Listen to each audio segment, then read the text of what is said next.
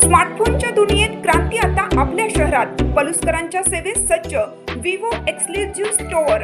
आता विवोची superfast T series आणि गेमिंगसाठी जबरदस्त आयक्यूचे सर्व लेटेस्ट मॉडेल्स आता आपल्या पलुसमध्ये उपलब्ध. नको बजेटची चिंता, आमच्याकडे फायनान्स सुविधा. तर वाट कसली पाहताय, आजच भेट द्या. देशभूषण शीतल सावळवाडी यांचे Vivo exclusive store, Meenakshi Chitramandir जवळ, तासगाव रोड, पलूस. संपर्क 94 21 22 42 54 किंवा 91 72 57. पलूस तालुक्यात कृष्णा नदीची पातळी सायंकाळी पुन्हा स्थिर.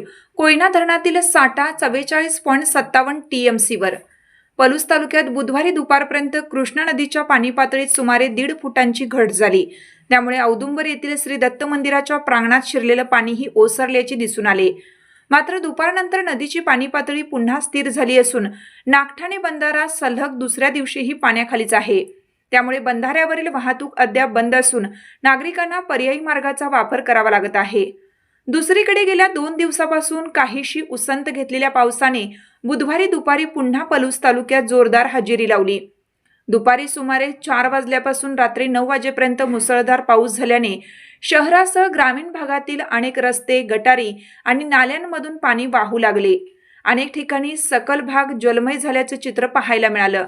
दरम्यान कोयना धरणाच्या पाणलोट क्षेत्रातही पावसाचा जोर कायम आहे. सायंकाळी 5 वाजेपर्यंत कोयना येथे 65 मिलीमीटर, नवजा येथे 63 मिलीमीटर आणि महाबळेश्वर येथे 87 मिलीमीटर पावसाची नोंद झाली. या पावसामुळे धरणात सायंकाळी 5 वाजेपर्यंत 79,708 क्युसेस म्हणजेच 2.56 TMC पाण्याची आवक झाली. कोयना धरणातील पाणीसाठा आता 44.57 TMC पर्यंत वाढला असून तो धरणाच्या एकूण क्षमतेच्या 42.35% पोहोचला आहे. विशेष म्हणजे बुधवारी सकाळी 42.1 TMC असलेला साठा सायंकाळपर्यंत 44.57 TMC वर गेला.